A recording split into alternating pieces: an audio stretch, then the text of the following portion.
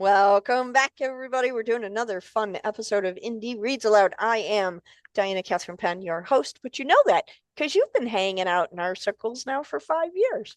You also know that I love finding new authors for you to discover and me as well. And today, Nora Gold is returning to the studio to read again for us. We just met her a little bit ago. And Nora, you are amazing. And I'm so excited to now call you friend and have you be one of those amazing authors that I get to share with the world. So thank you for agreeing to come back. Oh, thank you so much. I'm delighted to be here, and I think you're doing a wonderful, wonderful thing. Thank you so much. I'm having a good time. Give me a little bit of background, the Reader's Digest condensed version of how you decided. I know we talked in the green room and you've been writing since you were a child. Yeah, When was that moment or that time period in your life when you said, okay, now I'm going to work toward publication? that's an excellent question. I published my first story when I was in college. It was in a University of Toronto student journal, Mm-hmm. and I also published poetry in a different journal at the same time. I think publishing poetry at some point is a requirement for every author. I think so too. Um, but then I went on to develop a career in social work, and then I became a social work professor. And I always sort of wrote on the side, um, and published my first book, which I had written basically in the middle of the night on days that I didn't have to teach. I published the first book in 1998, which is the one we're going to talk about and that I'll read from, Excellent. called Excellent. Marrow and Other Stories. But by that time, I'd already had a full career, and I really started publishing as a writer um, pretty late in life. I sort of had these two concurrent lives. And then at a certain point, I looked at what I was doing and realized I couldn't do both of them simultaneously. I couldn't do them properly. So January 1st, 2000, I left a tenured academic position Wow. to write fiction full time. And I heard Okay, that's absolute. a really gutsy move. It was. Well, it wasn't as gutsy as it sounds because I'm married and my husband could pay the rent. So, it's not like someone who has no Still, financial security. it's still a big risk. It was a huge thing emotionally. And Yeah. I must say, it was very strange for me because it says something about the academic world. I Mm. found out subsequently a lot of my colleagues didn't believe that it was in order to write that I was leaving. They said she must be very ill, physically or mentally. Nobody gives up tenure. Wow. And I remember thinking, Wow. like, wow, like you really think having a tenure at a university is the pinnacle of life? I mean, it showed me so much. Yeah, yeah. It shows you the limitation of vision No, that exactly. lives in the academic world, right? Yeah, it was mind Yeah, blowing for me. And it, yeah. it was obviously the right decision for me. And I've never Mm, looked back. And I feel good. really fortunate I could do that. So that was the That's turning point, I guess. Yeah. that's fantastic. That's so inspiring to hear that after this nice, comfortable, secure thing, you took the leap of faith and did the thing that drives you with passion. And I think that's amazing. Yeah. Thank you. Super, super cool. Okay, you're a tenured professor expounding all this amazing wisdom and sharing technique and offering new and different perspectives to your students. How different is preparing a, a, a semester of lesson plans, for example? How different is that from compiling a collection of short stories, which is what Marrow and Other Stories is? How do those two things differ, and how are they similar? That's a great question, Diana. First of all, I found the academic life so much easier than the writing life. By the writing life, I mean writing fiction. Of course, I was writing Mhm. academic articles all the time. Right. Um, Academic life was easy because an article, there's a standard form. First, you review the literature, then you do original research, you write it up, um, and then you discuss its implications. I knew that, I was just very systematic, and for me, and fortunately, I was quickly successful as an academic and praised, and I enjoyed teaching, and my students liked me. So all of that was relatively easy. Um, the way I write fiction uh, is not in that I don't have blocks that I fill in. I don't have a Hmm. template. I write organically, and it's much less secure. Um, I travel inwardly, I travel outwardly, but I travel. And there's really no guiding me. There's no template, there's no guide. Unlike you, who I know plots in a very Mm, systematic way, and many people yeah. I know do that, and it's great. It's not the way I write.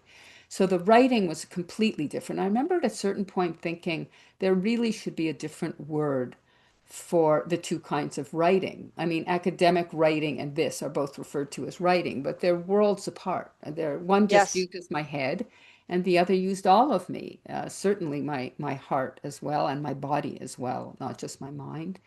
So they really are not that comparable. But what is comparable, what is similar, you asked, is that you have to sit in the chair and do it. And Yeah. people And who talk isn't about that the thing, right? isn't that the thing? I mean, people who say, well, I haven't written in the past few months because I'm waiting for inspiration, and there's this, what is the line? Inspiration comes more often where it knows to find you at your desk. So Yes, yes. there's, My favorite is a quote from Jack London. You can't wait for inspiration. You have to hunt it down and beat it over the head with a stick.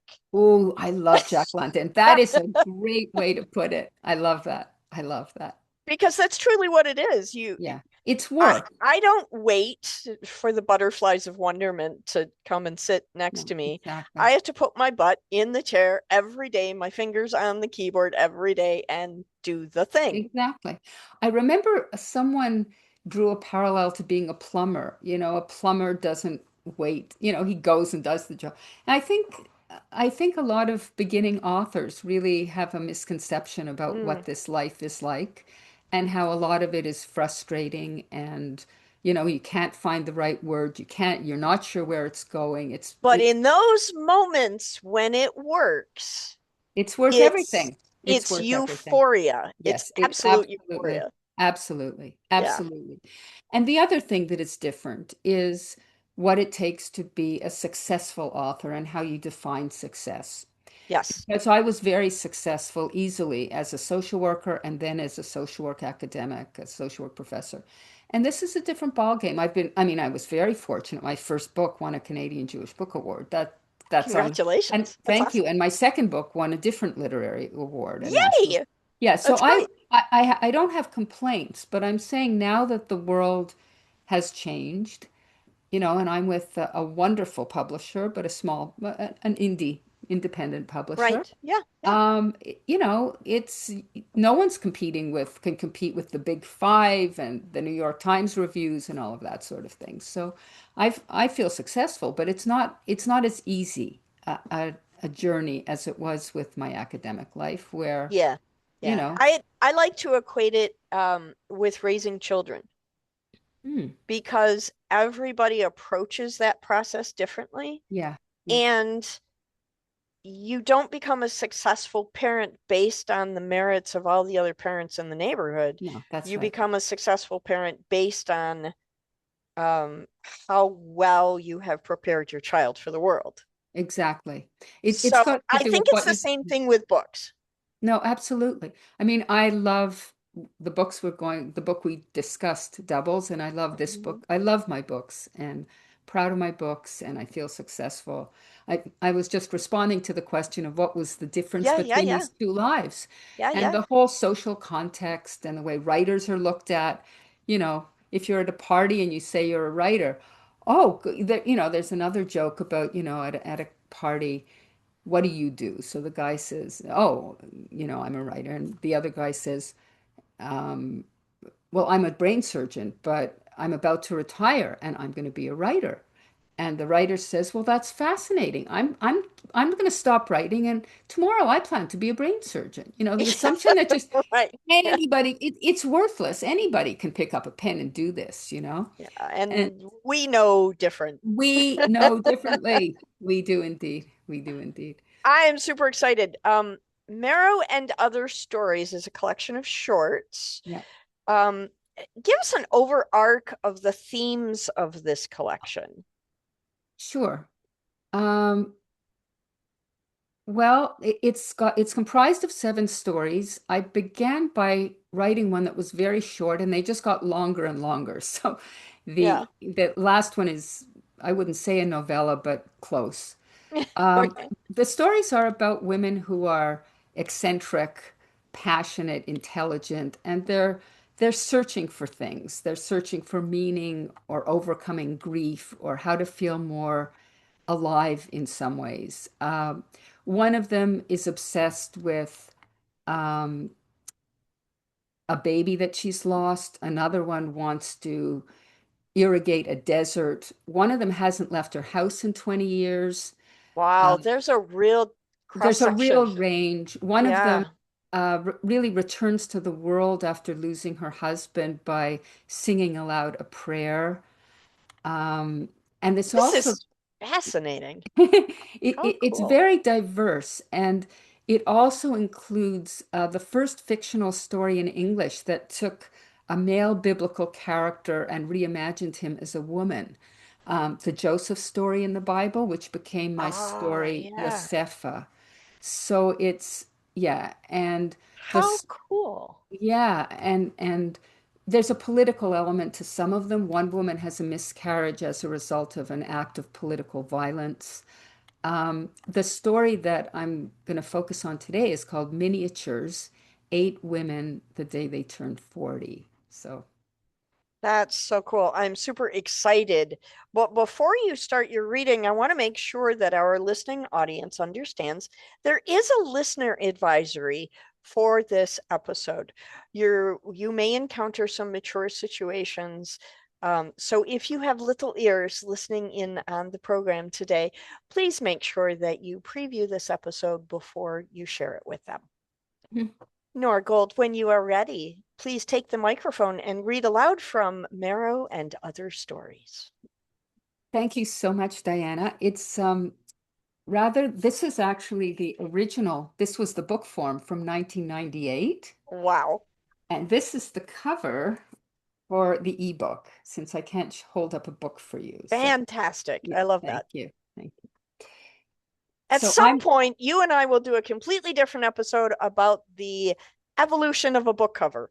But for now, Yes, and actually, I want to say that this book cover for Marrow and Other Stories and for Doubles were both designed by my son, who is a talented artist. So I'm oh, so in spectacular. love Yeah, with these covers, actually. excellent. All Yeah. right. All right. Let's get into the Okay. reading. I'm so excited to hear this story. Thank you. So I'm going to read, there are 8 women the day they turn 40, and I'm going to read 5 of them. 1.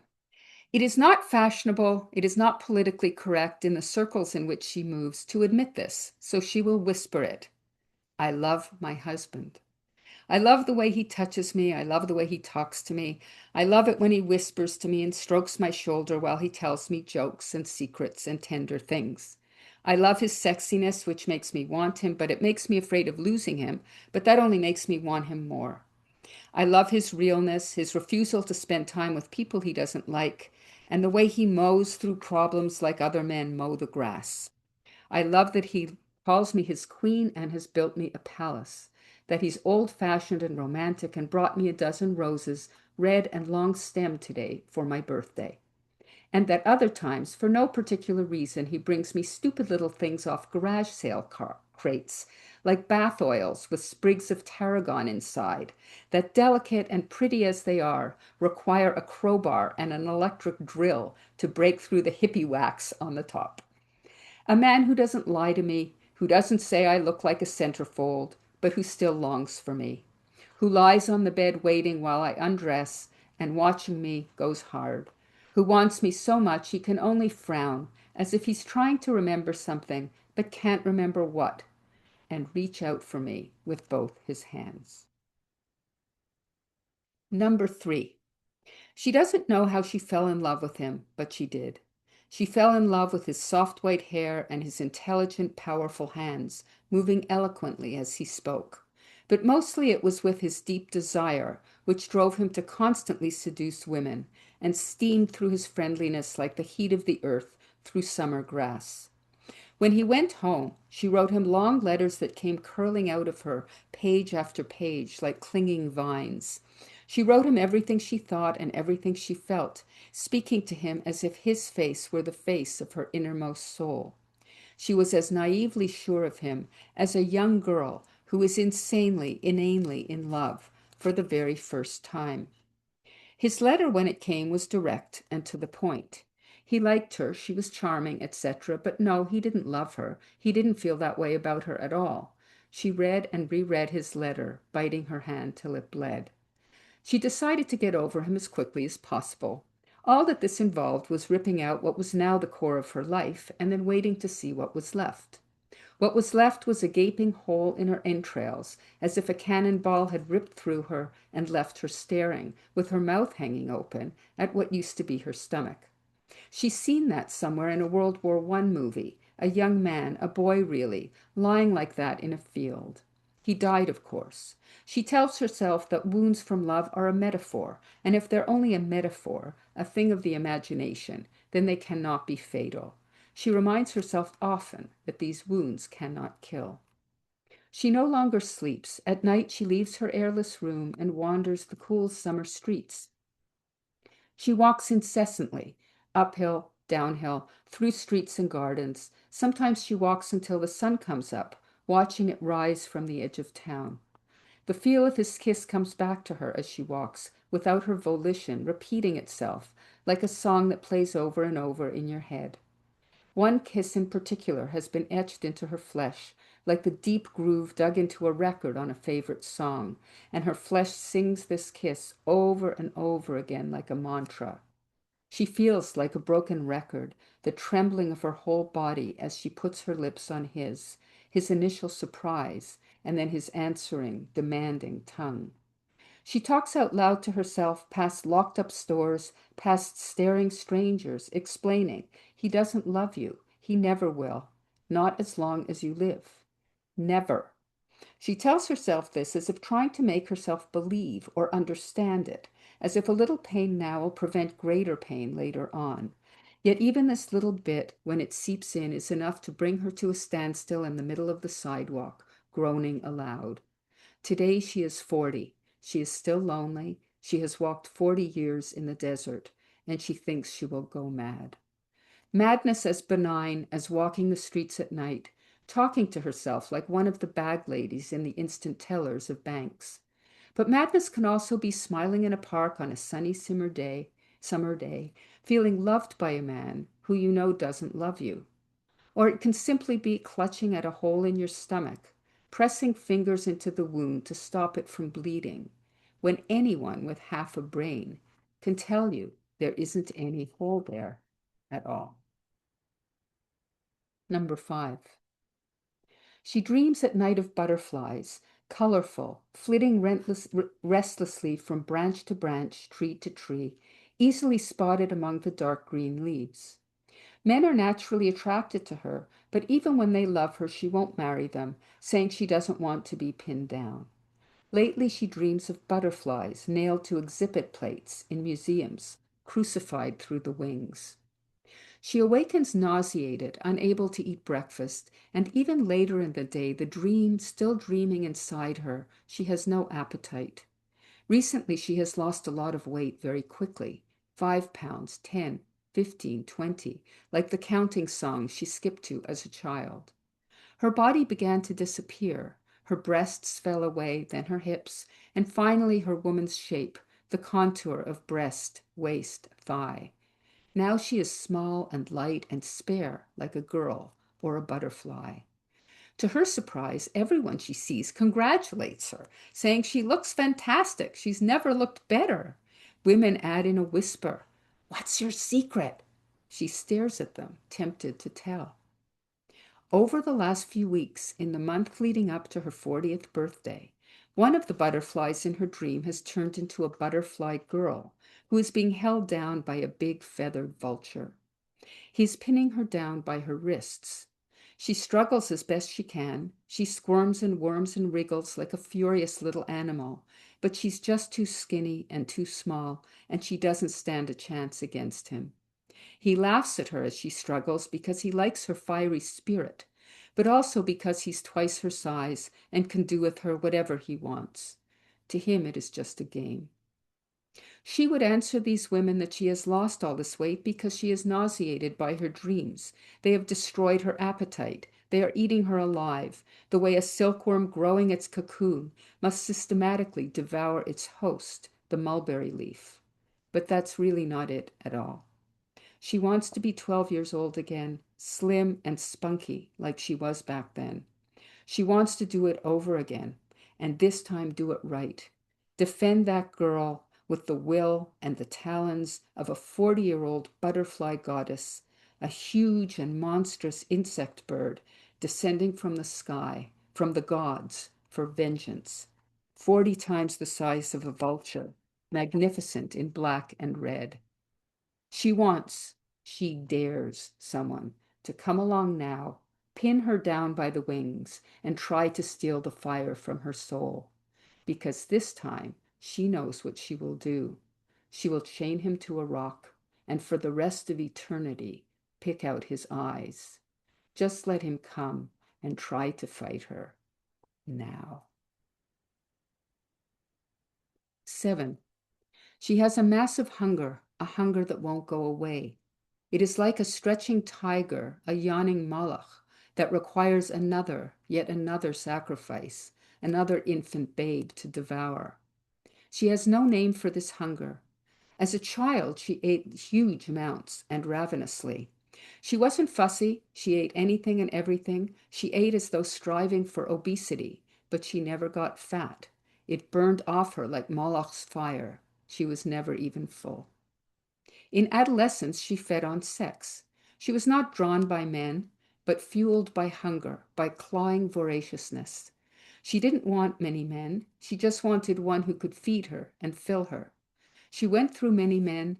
The furnace billowed, more, more, more. The men were burnt like sacrifices. And now at 40, after years of madness, of hollow hunger, she has found words. There are enough of these, enough books of them, enough intensity. A single page of Ruth, for example, can fill her for almost a day. Sometimes she is somewhere where she cannot read, in a meeting or teaching or making love with her husband, but she knows the books are waiting for her. They will not run away. They will be there to feed her when she gets back, when she opens her mouth to let them in. Sometimes, though, she's afraid. She is afraid they will fill her and take her over like a baby monster, like the cats the Nazis used to sew anesthetized inside the bellies of pregnant women.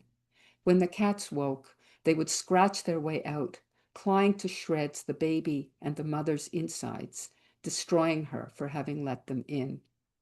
At other times, she's fearless. And then, when some words, magic words, creep deep inside her, even 4 small words, like the gray bird, sadness, she tears the page out of the book and eats it like a sacred ritual, chewing solemnly and swallowing painfully around the sharp edges of paper, which slice her throat with paper cuts as she swallows. It is an old, a primitive rite, the way men drank the blood of oxen to gain the strength of an ox. Women like her, mad women, witches, eat paper, eat pages, eat words to stave off their hunger. They devour to keep from being devoured. They burn like book burnings at the same temperature as words. 8. She has just finished the bath and is sitting naked at her makeup table in front of a mirror.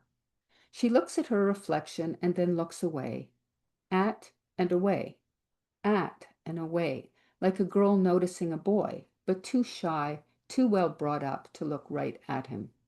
She has never looked at herself, at her body, openly or closely. The idea of doing so flits across her mind, but it's so shocking it makes her laugh out loud. She has always been shy by nature, and she was also raised to be very modest. But more than this, she's afraid. She is afraid of her body and the pain it has known. It has been held and wanted, but it has also been hit and wounded, and it has carried death inside its womb. Yet her eyes are drawn upward, and she looks for herself in the glass. In the sun-filled mirror, her eyes shine greenly back at her like a cat's. Her hair is wild and mane-like, and her body, from the soft, lightly freckled shoulders down to her breasts, is perfect, perfectly formed in every way. And even the parts below that don't conform to current fashion, she in another time would have been a Rubens, ample, soft. There are loving, warm, admiring, luminescent paintings, she has seen them hanging in the gallery, of women with bellies and hips and thighs and buttocks exactly like hers, bathing or lolling, just as she lolls now in front of the mirror after her bath. With surprise, she sees for the first time that she is beautiful. Beautiful not like the face on a magazine cover, but the way that an apple tree is beautiful, or a bright-eyed pigeon in the park, or a stranger daydreaming, naked-faced, opposite you on the bus. She feels a sudden desire to be faithful, more faithful than she's ever been to any man, faithful to this face in the mirror, to this woman, to speaking her own language from this point on, to only using words formed in her own mouth, to never lie again. Now she sits back in her chair and from a distance admires the woman in the mirror, her rosy, beautiful glow, and the sheen that she emanates, like life itself, like a sun-filled peach, warm and fragrant. Unembarrassed, she admires her, as if admiring someone else, or a woman in a painting, nothing to do with her.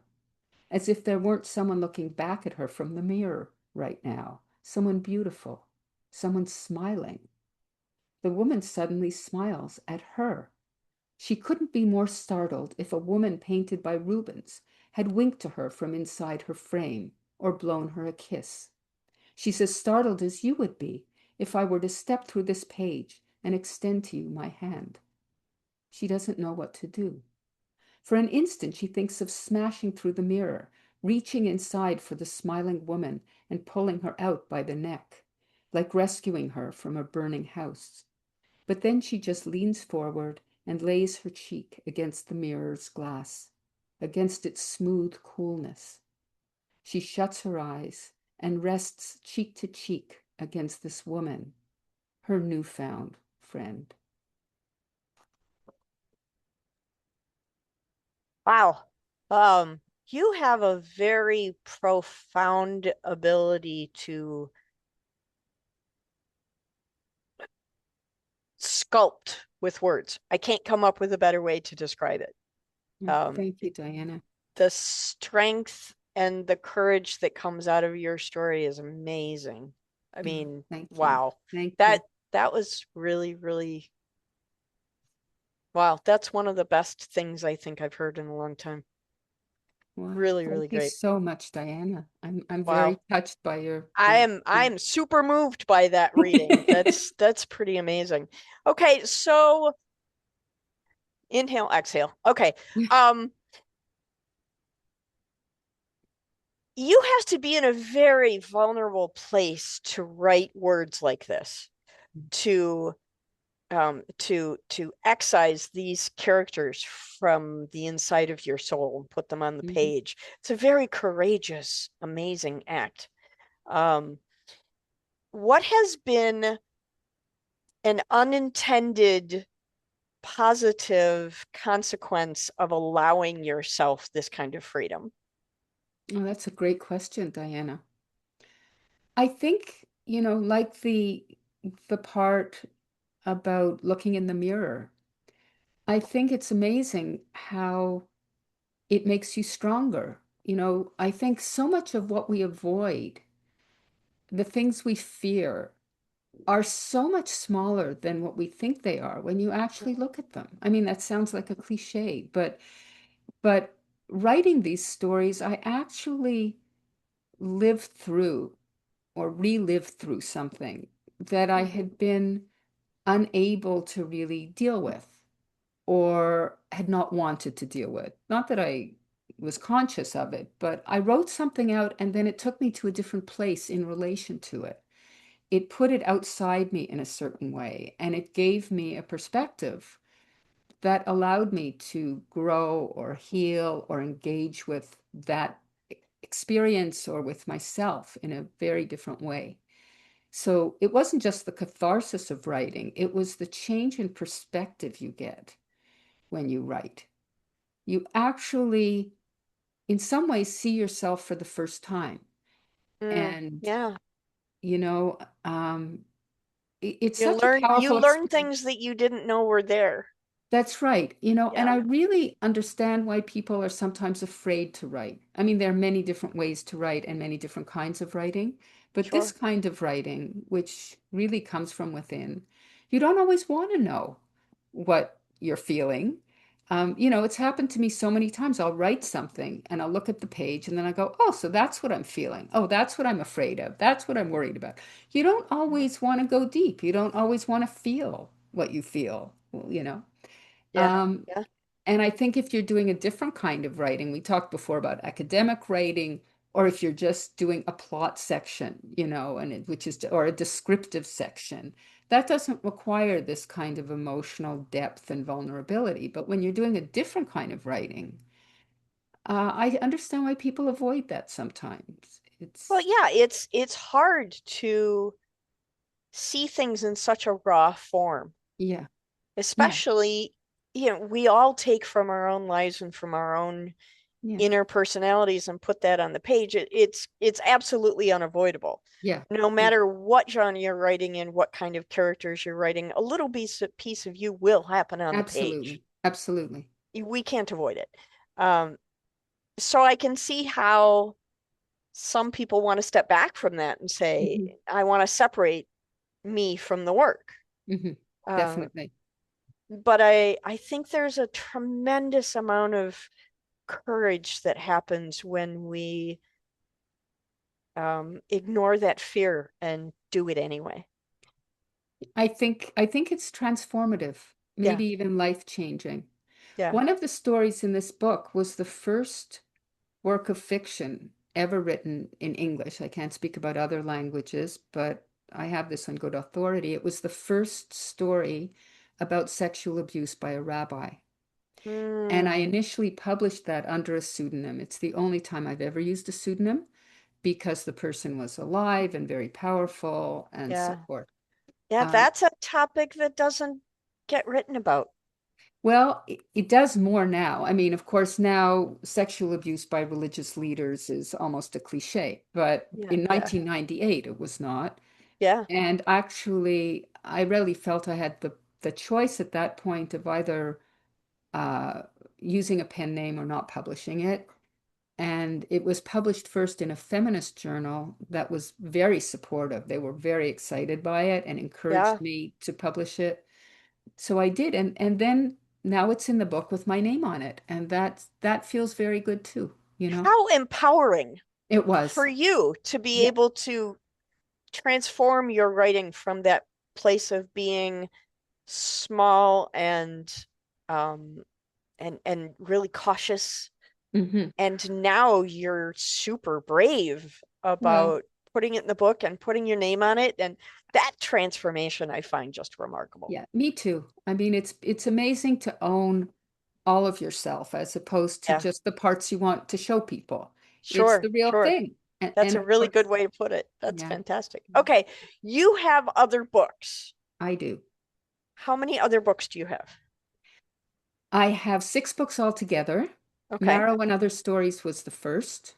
okay, It was followed by a novel called Fields of Exile, which unfortunately is very, very relevant to life now because it's about anti-Semitism on campuses.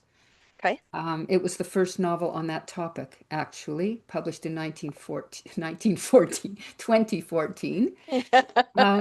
A subsequent novel was called The Dead Man. Then I published a book called 18 Jewish stories translated from 18 languages, which had all appeared first in my Wow. journal, jewishfiction.com. I publish a Okay. literary journal. Awesome. So Awesome. 18 languages were covered in that. And then my most recent book before Doubles, which is just came out May 1st, the one that came out in 2024 was two novellas also. Doubles is a novella, and it was preceded by a book of two novellas called In Sickness and in Health, Yom Kippur in a Gym.